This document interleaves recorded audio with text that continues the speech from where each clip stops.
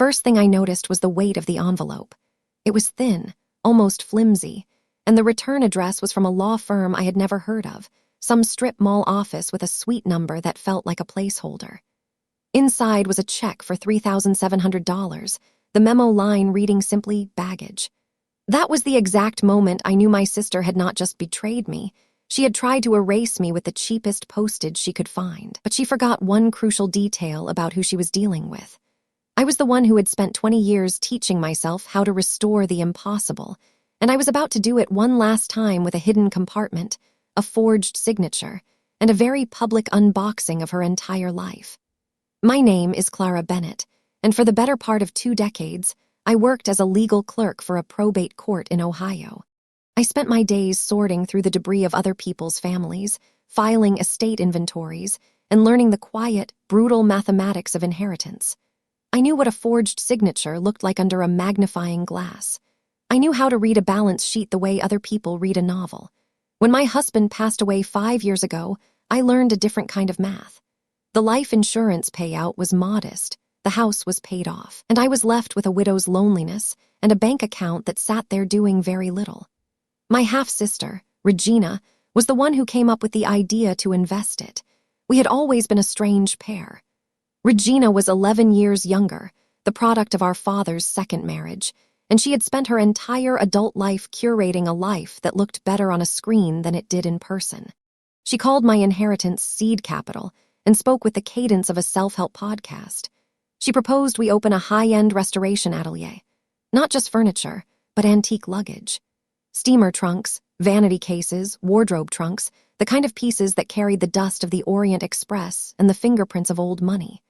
I had the detail-oriented patience of a court clerk and the hands of a woman who had spent my childhood helping my grandfather, a locksmith, pick his way through old hardware. Regina had the social media presence and the ability to sell a rusty hinge as a piece of history. I emptied $104,000 into that business, every cent of my safety net. And because I was so used to seeing families tear each other apart over vague promises, I made sure we did it by the book. We sat in a conference room with a notary from the bank, and I signed a partnership agreement. I was to have a 45% stake in the company, and in exchange for my initial capital, I was granted a specific, slightly eccentric clause. For the lifetime of the business, I would receive free restoration services for any luggage used by my grandchildren for their college moves. I had no grandchildren yet, but it was my way of ensuring that what I built would outlast the argument. My filing system was immaculate. Every receipt, every brass screw, every roll of canvas was logged. That would have been enough for most people. But I had one other habit. I kept my most sensitive documents inside a 1920s Louis Vuitton steamer trunk that I had restored myself. It had a false bottom I had built from cedar and linen, a trick I learned from an old railroad porter who once showed me how people used to smuggle things past border agents. I put the original partnership agreement in there and forgot about it. For 3 years, we thrived. I did the labor. I sat in the workshop with jars of diluted oxalic acid to lift rust stains, used horsehair brushes to clean the canvas, and spent hours heating hide glue in a double boiler to re-adhere leather straps. Regina did the marketing. She sold the idea of modern travel with a vintage soul to influencers who had never actually taken a train. Then, the market shifted. A luxury auction house in New York put out a call for a collection of fully restored antique Louis Vuitton trunks, the kind of pieces that had brass corner brackets, labyrinth locks, and the original striped canvas interior. We had 18 trunks in varying states of decay. I spent 6 months bringing them back to life. The process is physical. You have to strip the old varnish with a solvent that burns your nostrils, patch the canvas with a backing of thin cotton duck so the weave holds, and repin the wooden slats using clamps and brass escutcheon pins. I did all of it. The auction house sent an appraiser. He walked through our showroom with a jeweler's loupe and a digital moisture meter. He tapped on the wood, smelled the inside of the drawers, and checked the rivets for consistency. When he left, he called Regina. The offer was $640,000 for the lot. That was when Regina decided the math no longer worked in my favor. She began to whisper to our accountant that my work was sentimental and not scalable. She opened a second bank account for operational flexibility. And when I asked to see the ledger, she smiled and told me I was worrying too much. The market cooled, the deal stalled, and then the unthinkable happened. My mother, who was not Regina's mother, passed away in her sleep. The loss was a blunt force trauma. I spent 3 days in a fog, sitting in my mother's kitchen, staring at the tea kettle she had left on the stove. Regina and her husband, Vincent, a man with the personality of a sales seminar and the wardrobe of a yacht club bartender, arrived the day after the funeral. They did not come to mourn. They came to manage. At the funeral home, Vincent kept checking his watch during the eulogy, and Regina asked the director 3 times about the cost of the floral arrangements, as if she were auditing a competitor's invoice. They took over the kitchen table with a laptop and a color-coded binder. Vincent produced a folder. Inside was a care plan for me. It was a printed spreadsheet with columns for my bills, my schedule, and my emotional state. Regina held my hand and told me I was in no condition to run a business. She said the stress of the restoration work had aged me, that I needed to protect my residual value. She used the word consolidate. Vincent said they were moving me into their guest house to keep an eye on me. It was a beautiful property with a pool and a security system, but it was 40 minutes from the workshop. It was not an invitation. It was a gated cage. While they were boxing up my mother's house, I found the thing that changed everything. It was a small, unassuming box, a cardboard shoebox from a brand of orthopedic shoes my mother had worn for years. The cardboard was soft at the corners, and it smelled faintly of dust and cold cream. Regina saw it on the kitchen counter, picked it up, wrinkled her nose at the smell of old paper, and dropped it into a black trash bag headed for the curb. "That's just junk mail and prayer cards," she said. "You don't need to carry that weight." I waited until she was on the phone in the living room, pacing and speaking in a low, urgent tone about liquidity. Then I pulled the box out of the trash. I opened it in the bathroom with the door locked. Inside were old coupons, a few photographs, and a small, leather-bound address book that had belonged to my father. I flipped through it. The pages were filled with his tiny, precise handwriting. On the very last page, written in blue ink that had faded to a pale gray, were 3 lines. They were not addressed to me by name. They were addressed to my careful girl. The note said, "The people who smile while taking your keys are not your family. Do not trust the polished ones. Save yourself and do not let them see you winning." I read it 4 times. Then I folded the page into a tiny square and sewed it into the hem of my coat. Before I continue this story, let me know where you are watching from in the comments below. Hit like and subscribe if you believe that blood relation is not a license to steal someone else's future. Trust me, the procedural details of what I am about to tell you only get more precise from here. They moved me into the guest house the following week. Regina told our clients I was on sabbatical. Vincent changed the Wi-Fi password and installed a camera over the driveway for my safety. They took my car keys, saying I was too emotional to drive. They gave me a new phone, one they insisted was easier to use, and transferred my number to it while I watched. I kept my old phone, a cracked thing with a dead battery, hidden in the lining of my suitcase. The guest house was a converted pool cabana with a kitchenette, a fold-out sofa, and a thermostat that Vincent controlled from his phone. It was 40 minutes from my workshop, my house, and every person who knew me. Regina called it a peaceful retreat. I called it what it was, a holding cell with better curtains. They asked me to sign a power of attorney. Regina presented it as a simple form. "It's just so I can pay your bills while you recover," she said, tapping the paper with a manicured nail. "You won't have to think about anything." But I had spent 20 years reading the fine print in probate cases. I knew what a power of attorney looked like, and I knew what a general durable power meant. This document was not limited to paying my bills. It would have given Vincent the authority to liquidate my personal assets, transfer my vehicle titles, and access my safe deposit box. I read the whole thing slowly, my finger tracing down the left margin. I saw a clause on page 3 that would allow them to sell my home at the discretion of the agent. I saw another that appointed Vincent as my healthcare proxy, with the power to make medical decisions if I was incapacitated. I looked up at them. They were both leaning forward, their shoulders tense, their smiles fixed. I did not argue, I did not object. I played the part of the foggy widow. I let my eyes go a little unfocused. I let my voice tremble. I told them I was too tired to read legal documents that I needed a few days to process. Vincent smiled. His teeth were very white. He said, "Of course, we want you to be comfortable." They left the papers on the kitchen counter, along with a complimentary pen from a local real estate brokerage. For the next 2 weeks, I became an observer. I sat in the guest house and listened. The walls were not as thick as Vincent thought. Regina would take phone calls late at night in the main house, but the sound of her heels on the tile echoed through the vents. I heard her say things like, "We have to move the inventory before the appraiser comes back, and the forged dissolution should clear by Friday." She used the word dissolution as if it were a technicality, a software update. I thought about the partnership agreement. I thought about the false bottom in the trunk. I also began to notice the small things. The way Regina would glance at Vincent before answering a question. The way Vincent would leave the room whenever I mentioned the auction house. The way they both stopped talking when I entered the kitchen. I started performing confusion. I would ask the same question twice. I would forget where I put my reading glasses. I would stare out the window for long stretches. They relaxed. They started talking in front of me, assuming I was too foggy to process. One afternoon, Vincent asked me to help with a household project. He had tried to install a new smart door lock on the pantry, a place where they stored their liquor and some financial documents.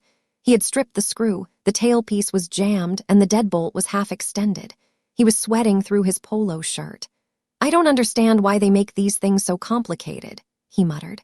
I walked over and examined the lock. It was a Schlage code, a digital deadbolt.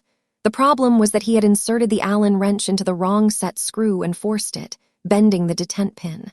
I told him I could fix it. He looked at me with naked skepticism. I went to my bag of tools in the trunk of my car, which I had hidden in the guest house closet. I pulled out a tension wrench and a short hook pick, the same ones my grandfather had given me when I was 16. I sat on the floor, inserted the tension wrench into the keyhole, applied light rotational pressure, and raked the pins. The lock cylinder turned with a soft click. Then I used a pair of needle nose pliers to straighten the detent pin, reset the tailpiece, and remounted the unit. The entire process took 4 minutes. Vincent just stared. "Where did you learn to do that?" he asked. I shrugged. "Old working-class life. You learn to fix what the landlord won't."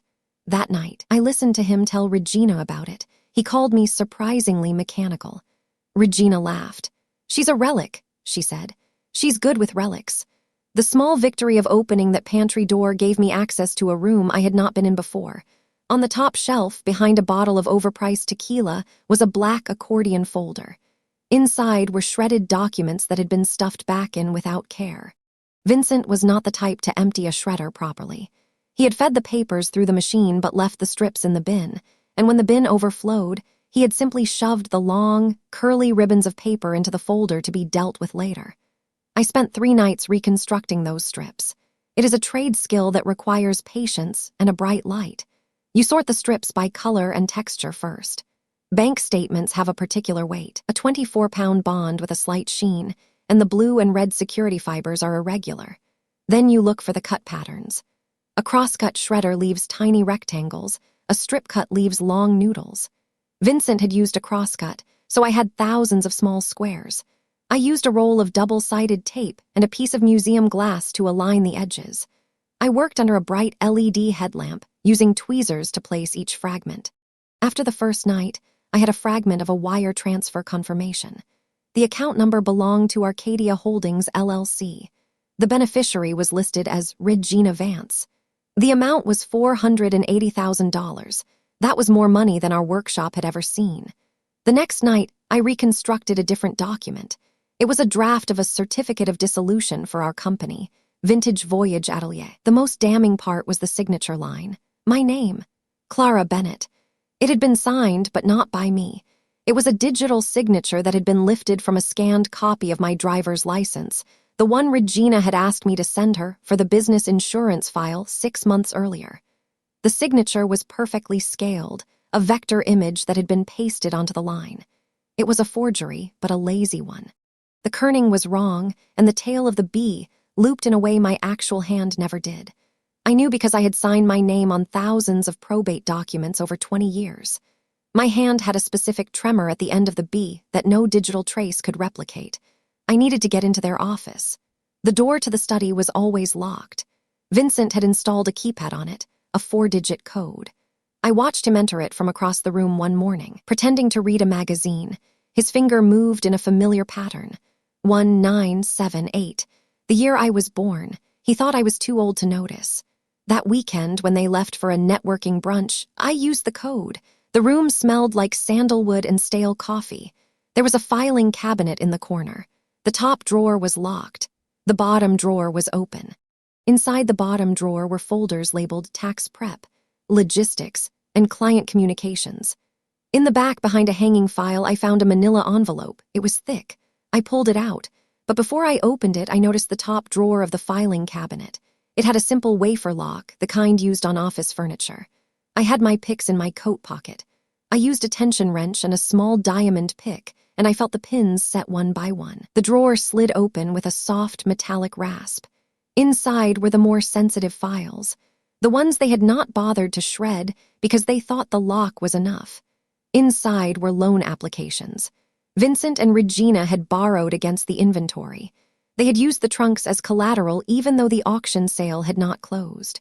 The documents showed a personal debt of $160,000 with a balloon payment due in 90 days. There was a UCC-1 financing statement filed against the inventory of Vintage Voyage Atelier. And there was something else, a promissory note with my name on it. A signature was scrawled on the bottom, a clumsy attempt to mimic my handwriting. The ink was a gel pen that bled into the fibers. The slant was wrong. The capital C in Clara too rounded. It was dated 2 weeks earlier, when I had been heavily medicated on a muscle relaxer for a pinched nerve in my neck. I had been in a deep, drugged sleep. They had signed a note promising I would personally guarantee the debt if the business failed. I was not just being pushed out. I was being set up as the legal scapegoat for their entire scheme. If their spending collapsed, I would be the one declared insolvent. I would be the one whose house was seized. I would be the one whose social security check was garnished. I made a copy of everything using a portable scanner I kept in my glove box.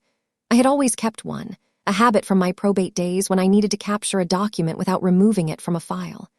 The scanner was small, about the size of a pack of cigarettes, and it hummed faintly as it fed the pages through. I scanned the loan applications, the promissory note, the wire transfer fragments, the forged dissolution draft. I saved everything to an encrypted micro SD card. Then I put the originals back exactly where I found them. I did not want them to know I had been there. That same week, I needed to retrieve the original partnership agreement from my false bottom trunk. The trunk was still at my own house, in the bedroom closet, under a stack of winter blankets. I told Vincent I needed to get my special orthotic inserts from home, the ones for my plantar fasciitis. He rolled his eyes but drove me. The house felt cold and empty. I went into the bedroom, opened the closet, and pulled the trunk out. It was heavy, the cedar false bottom fitting snugly. I pressed the hidden latch, a small brass button inside the left corner, and the panel lifted. There it was. The original agreement notarized, with the ink dark and the paper slightly yellowed. I folded it carefully and slipped it into the lining of my coat. I brought out a pair of drugstore insoles as a decoy. Vincent never looked twice. I thought about what my father had written in the address book. Do not let them see you winning. I needed an ally. I called the bank. Not the local branch where Regina had opened the second account, but the main compliance office in Columbus. I asked to speak to someone in fraud prevention. The receptionist transferred me to a woman named Margaret Okonkwo. I explained my situation in the calm, precise language of a probate clerk. I told her about the forged promissory note, the reconstructed wire transfer, and the partnership agreement. I told her I had physical evidence. Margaret listened without interrupting. When I finished, she said, "Mrs. Bennett, can you come to the office tomorrow?" I drove into the city in a rental car I had paid for in cash, using the old phone I had kept hidden. I wore a plain gray coat and carried my mother's old canvas bag. Margaret was a tall woman with reading glasses on a chain and the flat, unimpressed stare of someone who has seen every version of human greed. She looked at my documents. She ran the loan application through their internal system. She cross-referenced the account numbers from the reconstructed wire transfer. After 40 minutes, she looked up. "This is a classic asset dissipation scheme," she said. "But you have something most victims don't have. You have the original governing document with a notarized authentication clause. It has a specific survivor provision." I had not noticed that clause. I had been so focused on the free trunk repairs for future grandchildren that I had skipped over the boilerplate language. Margaret pointed to paragraph 14. It was a dead man's switch-style lock on the business funds. My father had insisted on it when he helped me draft the initial operating agreement. He had worked as a railroad union clerk before he retired, and he had seen pension fund fraud destroy entire families. The clause stated that in the event of a dispute over the ownership of company assets, the bank holding the company's funds was not authorized to release any amount over $5,000 unless Clara Bennett, specifically me, was physically present at the bank and provided a certified biometric confirmation of identity, a fingerprint scan, and a live signature. It was a throwback security measure, one that my father had copied from an old railroad pension trust. The funds were frozen. Regina and Vincent could see the money on their statements, but they could not touch it. They needed me. They needed my heartbeat and my signature. That was why they had moved me into the guest house. That was why they had not simply thrown me out. Margaret said, "We can help you gather the final proof. We need a data extraction from their home network. Do you have access to their router?" I told her about the camera over the driveway, the Wi-Fi password, and the pantry lock I had picked. She nodded. "We can issue a forensic USB drive. You plug it in, it creates a mirror port and clones the network traffic for 48 hours. We don't need their passwords if the device is on the same network. It will capture enough metadata to show a pattern of wire fraud, interstate transportation of stolen property, and bank fraud." I took the USB drive home in my coat pocket. It was small and black, about the size of a wireless mouse receiver. That night, while they were watching a muted cooking show, I plugged it into the back of their wireless router. The little blue light blinked once and then went dark. It looked like nothing. The next part of the plan required a test. I needed to know if there was any residual humanity left in my half-sister. I staged a medical scare. I waited until Vincent was in the living room, scrolling through his phone. I walked into the kitchen, poured a glass of water, and then let my hand go slack. The glass shattered on the tile. I crumpled to the floor, my eyes fluttering, my breath shallow. I made the sound of a heavy fall, the kind that echoes through a house. Vincent did not move. He looked over the back of the sofa. "Regina," he called out, not loudly, not urgently. "Your sister fell." Regina walked in from the hallway. She was holding a document, a thick stack of papers. She did not rush to my side. She did not check my breathing. She stepped over my legs carefully, the way you step over a pile of laundry, and she walked to the counter. She grabbed the pen from the real estate brokerage. She held it out toward my limp hand. "Clara," she said, "while you're down there, can you just initial the bottom of page 9? It's the final transfer. You don't even have to get up." I opened my eyes. I looked at her. Her face was not concerned. It was annoyed. She was holding the document like a waiter holding a check. I saw the title at the top of the page. It read, "Irrevocable Transfer of Ownership." My heart did not break. It hardened. I slowly pushed myself up to a sitting position. "I think I fainted," I said. Vincent finally stood up. "You should drink more water." He did not move toward the kitchen. He stayed by the sofa. That was the point of no return. I packed my mother's shoebox with the reconstructed strips, the copied loan applications, and the original partnership agreement. I did not cry. I did not yell. I waited. 2 days later, the trap snapped. Margaret called me on a burner phone I had bought at a gas station. She said the forensic USB drive had captured enough data to show a pattern of wire fraud, interstate transportation of stolen property, and bank fraud. The FBI was now involved. The auction house had been notified that the provenance of the Louis Vuitton collection was disputed. The sale was frozen. Regina and Vincent were in a state of panic. Their accountant had stopped returning their calls. The loan officer had demanded immediate payment. And the bank compliance office had sent a letter stating that the partnership account could only be unfrozen by my in-person biometric confirmation. They came for me that evening. Vincent was pacing in the driveway. Regina was holding her phone to her ear, screaming at someone named Derek about a liquidity event. She hung up and turned to me. "We need to go to the bank," she said. Her voice was flat, controlled, but the skin around her eyes was blotchy. "They have a freeze on the account. It's a technical error. You need to come with us and verify your identity." I did not argue. I got into the back seat of their leased SUV. The interior smelled like leather cleaner and desperation. Vincent drove. Regina tapped her nails on the window. The whole ride, she kept glancing at me in the rearview mirror. I sat quietly, looking out the window, my hands folded in my lap. I could feel the folded note from my father against my ribs, sewn into the hem of my coat. We pulled up to the bank. The sign was already dark, but the security lights were on. Margaret was waiting inside the vestibule, along with 2 men in plain suits and a uniformed officer. The marble floor was cold under my shoes. The fluorescent lights made everything look pale and clinical. Regina got out of the car. She smoothed her dress. "This won't take long," she said to Vincent. "Stay with her." I walked into the bank. Regina approached the teller line and asked to speak to the manager. Margaret stepped forward. "Ms. Vance," she said. "I'm Margaret Okonkwo from the Fraud Compliance Division. Your company's account has been frozen pending a legal review. The terms of the partnership agreement require a live biometric confirmation from Clara Bennett to release any funds over $5,000. Are you prepared to provide that confirmation now?" Regina turned to me. Her eyes were wide. "Clara, just put your thumb on the scanner. It's a formality." I looked at her. I looked at Vincent, who was standing by the door, his hands in his pockets, his face a mask of forced calm. Then I looked at the scanner. It was a small gray device with a red fingerprint light. "No," I said. It was one word. It was not loud. It was not angry. It was the sound of a gate closing. I let the silence stretch for a moment, and then I added, "You needed my heartbeat and my signature. You have neither." The 2 men in plain suits moved. One of them put a hand on Vincent's arm. The other walked toward Regina. "Regina Vance," he said, "you are under arrest for wire fraud, bank fraud, and identity theft. You have the right to remain silent.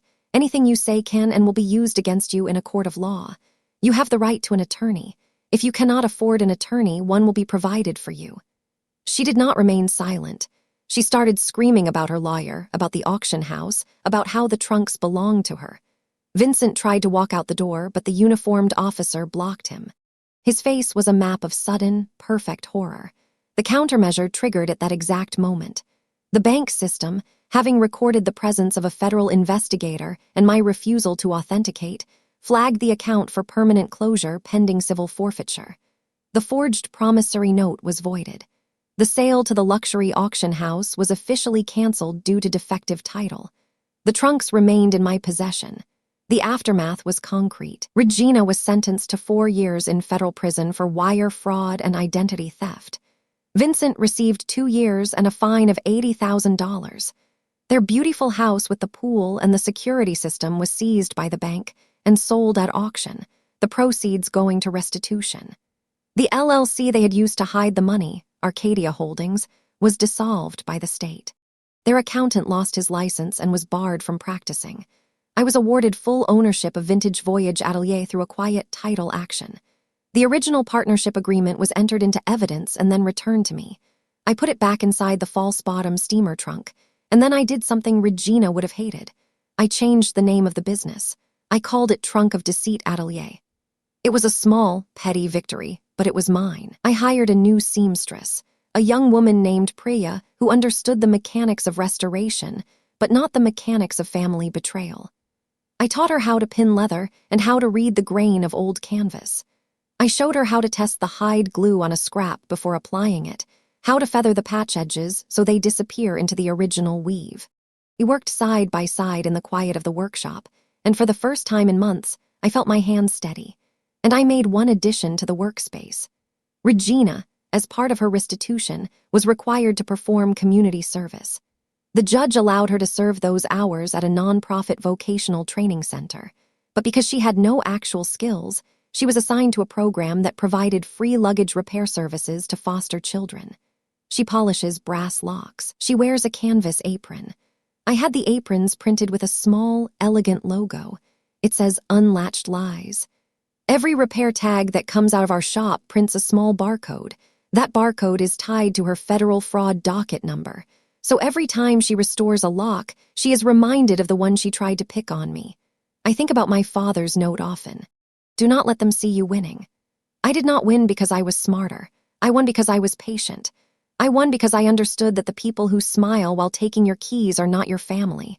They are just the people who have been waiting for you to look away. The trunks are back in the showroom now.